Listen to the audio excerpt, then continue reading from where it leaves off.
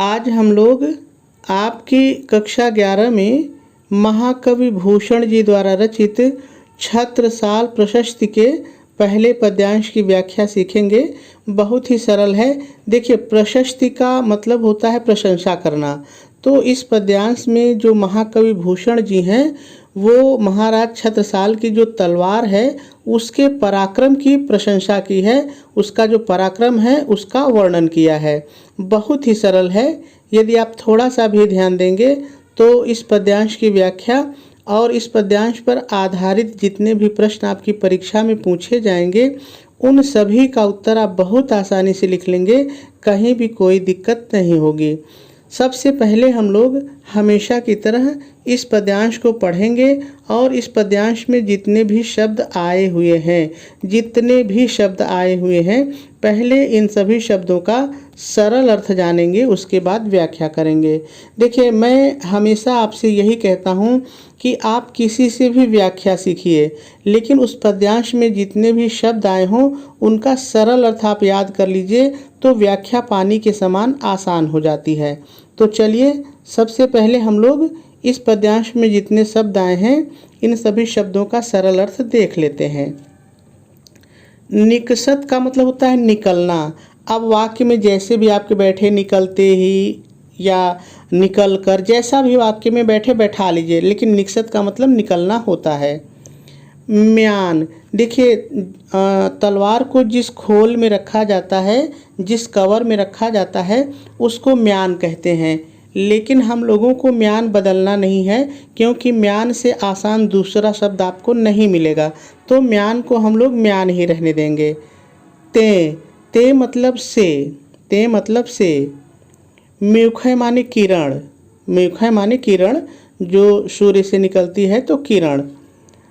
प्रलय मतलब प्रलयकालीन। देखिए, प्रलय का मतलब होता है जब हमारी जो पृथ्वी है पूरी तरह से पानी में डूब जाए तब उसको हम प्रलय कहते हैं, ठीक है। तो प्रलय मतलब प्रलयकालीन। और भानु माने होता है सूर्य। तो जब इन दोनों को हम एक साथ लेंगे तो हो जाएगा प्रलयकालीन सूर्य। यहाँ पर थोड़ा सा और समझ लीजिए। देखिए, जब सूर्य की किरण जमीन पर पड़ती है तो चमकती नहीं है, बहुत ज़्यादा चमक नहीं होती, लेकिन जब वही सूर्य की किरण किसी पानी में पड़ती है तो वो बहुत तेज चमकती है। आप देखेंगे जब उसमें रिफ्लेक्शन होता है, परावर्तन होता है तो बहुत तेज चमकती है। तो यहाँ पर प्रलय भानु का मतलब यही है कि जब चारों तरफ पानी होता है तो जो सूर्य की किरण होती है वो बहुत ज़्यादा तेज चमकती है, ठीक है। कैसी को कर लीजिए समान, कैसी को बदल करके कर लीजिए समान, ठीक है। फाड़े मतलब वैसे तो फाड़ना होता है, चीरना होता है, लेकिन यहाँ पर इसका एक अर्थ नष्ट करना भी है। फाड़े का एक अर्थ नष्ट करना भी है, ठीक है। तम तोम माने होता है अंधकार राशि। आप इसको कह सकते हैं गहन अंधकार, भयंकर अंधकार, चाहे जैसे भी आप एक शब्द इसका ले सकते हैं, ठीक है। तो आप चाहे तो भयंकर अंधकार ले लीजिए या गहन अंधकार ले लीजिए, जो आपको अच्छा लगे। से का मतलब यहाँ पे समान है, से का मतलब समान। गयंदन, देखिए गयंदन का मतलब होता है हाथी, गयंदन का मतलब हाथी। के सरल है, ऐसे ही रहेगा, ठीक है। जाल का मतलब समूह, को सरल है, ऐसे ही रहेगा, ठीक है। लागत मतलब लग जाती है। लपट मतलब लिपटना, जो लपट का मतलब है लिपटना, कोई चीज़ जैसे किसी चीज़ के चारों तरफ लिपट जाती है तो लपट माने वही लिपटना है, ठीक है। कंठ माने गला। बैरिन मतलब शत्रु या दुश्मन, के सरल है, ऐसे ही रहेगा। नागिनी, देखिए नागिनी आप समझ रहे हैं, चाहे आप सर्पिणी कह लीजिए चाहे नागिन ही कह के व्याख्या कर लीजिए। मुझे तो नागिन शब्द ही ज़्यादा अच्छा लग रहा है सर्पिणी से, बाकी आपकी इच्छा है, आप दो में से कोई ले सकते हैं। सी मतलब समान।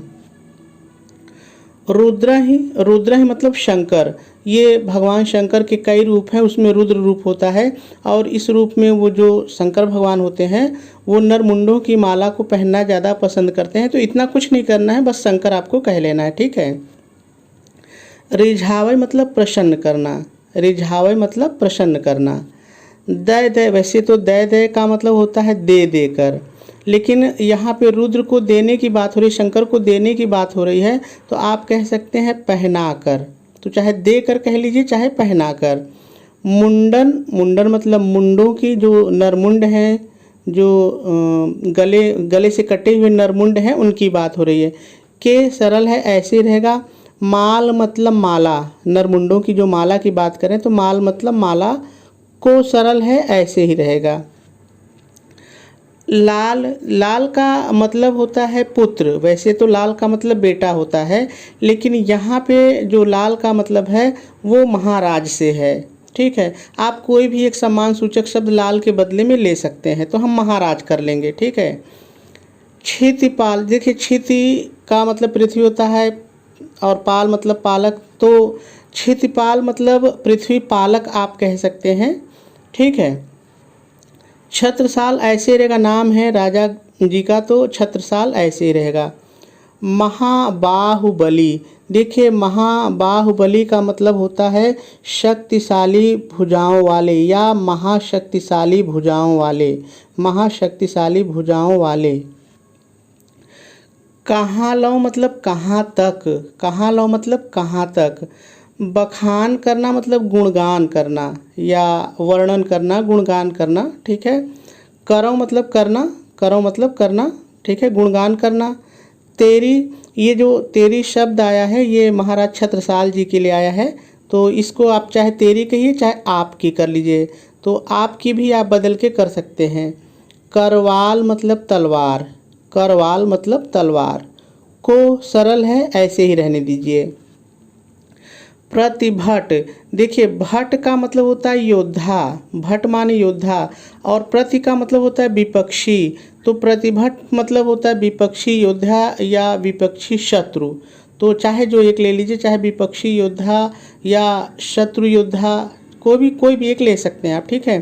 कटक माने समूह, कटक माने कई माने होते हैं, लेकिन यहाँ पे कटक का मतलब समूह है। ठीक है, समूह।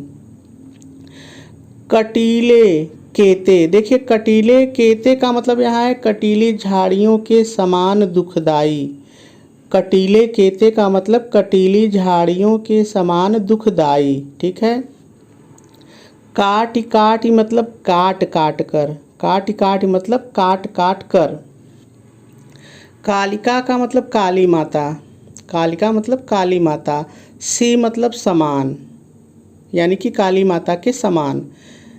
किलक का मतलब होता है किलकारी मार के हंसना, अट्टहास करना, हाहा की आवाज़ करके हंसना, तो किलकारी आप कह सकते हैं। ठीक है। कलेऊ, देखिए कलेऊ, कलेवा एक शब्द होता है हमारे जो अवधी भाषा में है, अभी भी इसका जो प्रयोग करते हैं हम लोग गांव में। कलेवा का मतलब जो सुबह सुबह का भोजन होता है, नाश्ता होता है, उसको हम लोग कलेवा कहते हैं, तो वही कलेवा से ही कलेऊ बना है। आप आहार भी कह सकते हैं, तो चाहे आप आहार कह लीजिए चाहे नाश्ता कह लीजिए। ठीक है। देती मतलब दे रही हैं या देती हैं, जैसा आपके वाक्य में बैठ जाए, आप वाक्य कैसा आप बनाएंगे आपके ऊपर है, तो देती हैं या दे रही हैं। काल को मतलब मृत्यु को अर्थात यमराज को, मृत्यु को अर्थात यमराज को। तो सभी शब्दों के सरल अर्थ हम लोगों ने देख लिए। अब हम लोगों को व्याख्या करनी है, लेकिन व्याख्या से पहले थोड़ा सा हम लोग संदर्भ और प्रसंग भी देख लेते हैं, फिर व्याख्या करते हैं। तो सबसे पहले हम लोग संदर्भ लिखेंगे, क्योंकि नियम ही यही है कि सबसे पहले संदर्भ लिखा जाता है। तो आप संदर्भ हेडिंग डालेंगे, डैश डालेंगे और डैश डाल करके लिखेंगे प्रस्तुत पद्यांश हमारी पाठ्य पुस्तक हिंदी के काव्य खंड में संकलित छत्रसाल प्रशस्ति शीर्षक से उद्धृत है। इसके रचयिता महाकवि भूषण जी हैं, और आपका जो संदर्भ है वो पूरा हो जाएगा।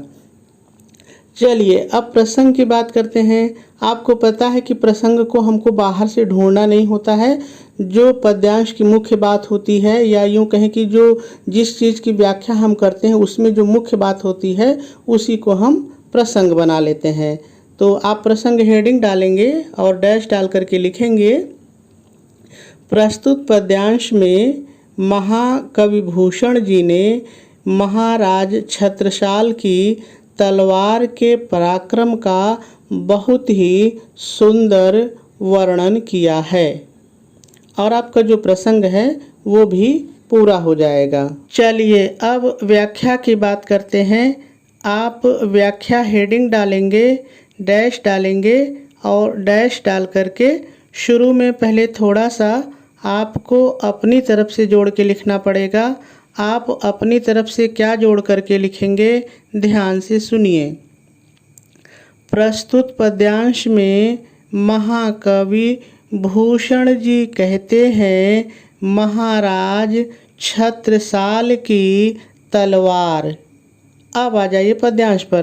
तलवार म्यान से निकलते ही प्रलयकालीन सूर्य की किरणों के समान चमकती है जो, इतना आपने जोड़िए, चमकती है जो भयंकर अंधकार के समान शत्रु सेना के हाथियों के समूह को चीर देती है अर्थात नष्ट कर देती है।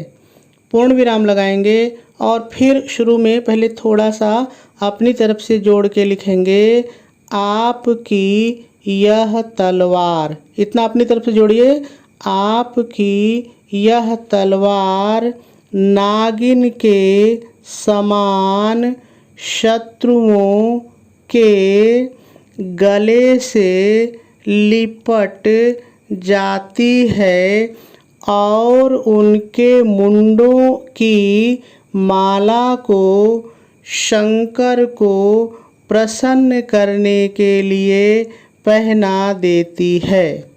फिर पूर्ण विराम लगाएंगे और लिखेंगे, हे महाशक्तिशाली भुजाओं वाले पृथ्वी पालक महाराज छत्रसाल, मैं आपकी तलवार के पराक्रम का वर्णन कहाँ तक करूं। फिर पूर्ण विराम लगाएंगे और शुरू में पहले अपनी तरफ से जोड़ेंगे, आपकी यह तलवार। अपनी तरफ से जोड़िए, आपकी यह तलवार कटीली झाड़ियों के समान दुख देने वाले शत्रु सेना के समूह को काट काट कर काली माता के समान किलकारी मारते हुए मृत्यु को अर्थात यमराज को आहार दे रही है। पूर्ण विराम लगाएंगे और आपकी व्याख्या पूरी हो जाएगी। चलिए अब हम लोग इस पद्यांश के काव्य सौंदर्य और इस पद्यांश पर आधारित प्रश्नों को हल करना सीखते हैं। सबसे पहले हम लोग काव्य सौंदर्य को देख लेते हैं। यदि रस की बात करें तो इस पद्यांश में भी वीर रस है। यदि छंद की बात करें तो ये भी मनहरण कवित्व छंद हैं। आपने देखा कि छत्रसाल के जितने भी छंद आपने पढ़े सब मनहरण कवित्व छंद हैं और ये भी वही है, ठीक है। यदि अलंकार की बात की जाए तो इसमें उपमा, अतिशयोक्ति और पुनरुक्ति प्रकाश अलंकार है। ये तीनों अलंकार कहाँ पे हैं, कैसे हैं, आइए पद्यांश पर थोड़ा सा समझ लेते हैं।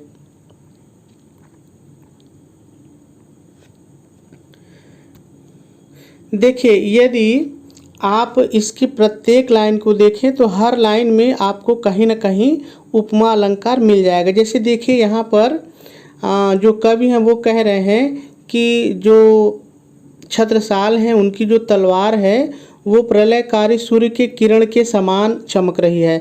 तो जो उनकी तलवार है उसकी चमक की तुलना जो है सूर्य के किरण से की गई है।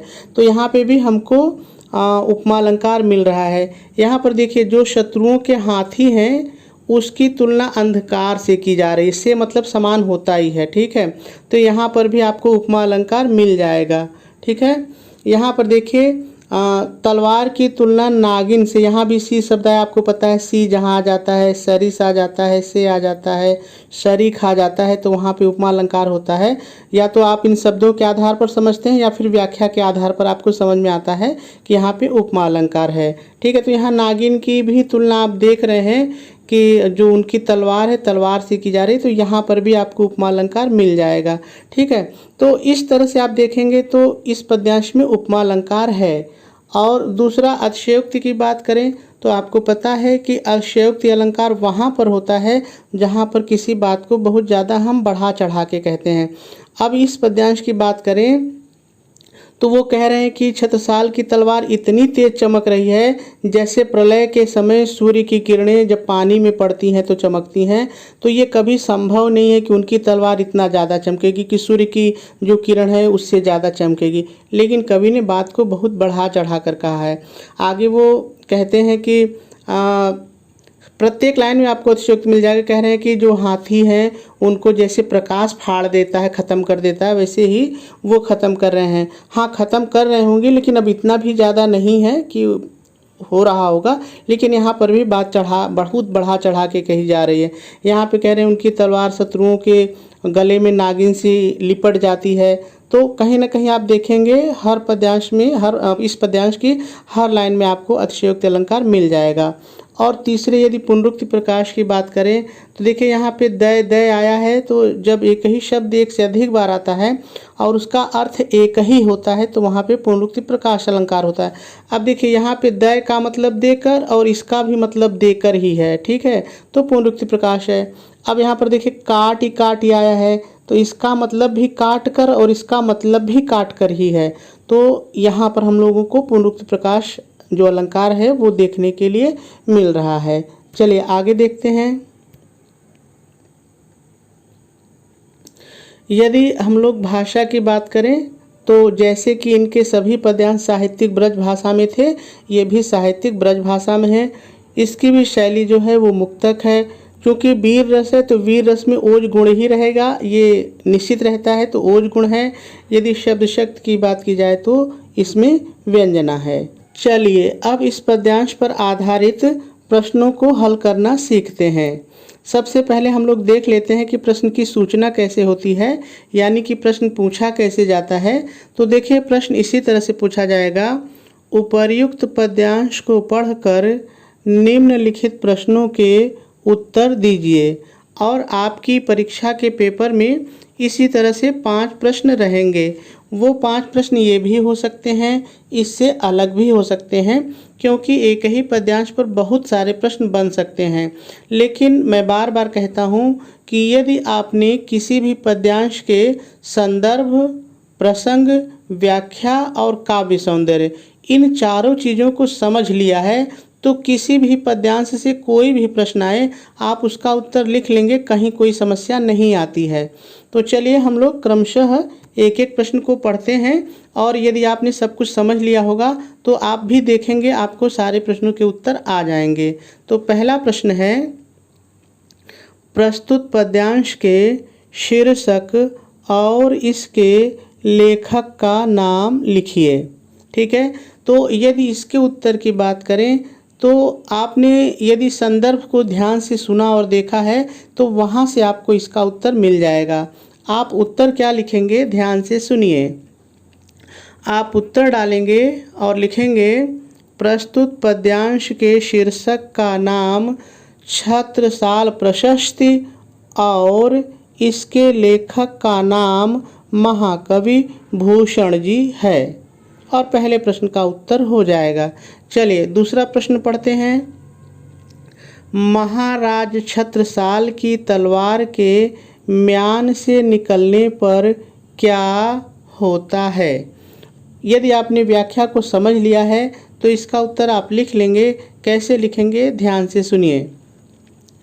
आप लिखेंगे, महाराज छत्रसाल की तलवार म्यान से निकलने पर प्रलयकारी सूर्य की किरणों के समान चमकती है, जो अंधकार के समान शत्रु सेना के हाथियों को नष्ट कर देती है। और इसका उत्तर हो जाएगा। चलिए अगला प्रश्न पढ़ते हैं। प्रस्तुत पद्यांश की अलंकार योजना पर प्रकाश डालिए। यानी प्रश्न कह रहा है कि इस पद्यांश में कौन कौन से अलंकार आए हैं। तो देखिए मैंने आपको 3 अलंकार आए हैं और तीनों अलंकार के बारे में मैंने आपको बताया है कि कहाँ पर हैं और आप कैसे पहचानेंगे। ठीक है, तो आप उन तीनों अलंकार को लिख लेंगे, कहीं कोई दिक्कत नहीं होगी। चलिए अगला प्रश्न है, तलवार कैसी है स्पष्ट कीजिए। तो यदि आपने व्याख्या को समझ लिया है तो आप इसका भी उत्तर लिख सकते हैं। आप लिखेंगे तलवार नागिन के समान है जो शत्रुओं के गले से लिपट करके उन्हें काट देती है, और इसका भी उत्तर हो जाएगा। ठीक है, चलिए अगला प्रश्न है, रेखांकित अंश की व्याख्या कीजिए। आप देखिए रेखांकित अंश की व्याख्या करनी है तो चलिए सबसे पहले हम लोग रेखांकित अंश को देख लेते हैं कहाँ पर है, फिर इसकी व्याख्या करते हैं। तो देखिए यदि आप ध्यान दीजिए तो यहाँ पे 2 लाइन ऐसी आपको दिख रही है जहाँ पर रेखा खींची हुई है। तो ये रेखा कहीं भी खींची जा सकती है, पेपर बनाने वाले के मूड पर है वो कहाँ लाइन खींच देगा। तो आपको सारी व्याख्या तैयार रखनी है, जहाँ भी लाइन खींचे उसकी व्याख्या आपको कर देनी है। तो चलिए अभी हम लोग इस 2 लाइन की व्याख्या को देखते हैं कि कैसे लिखना है।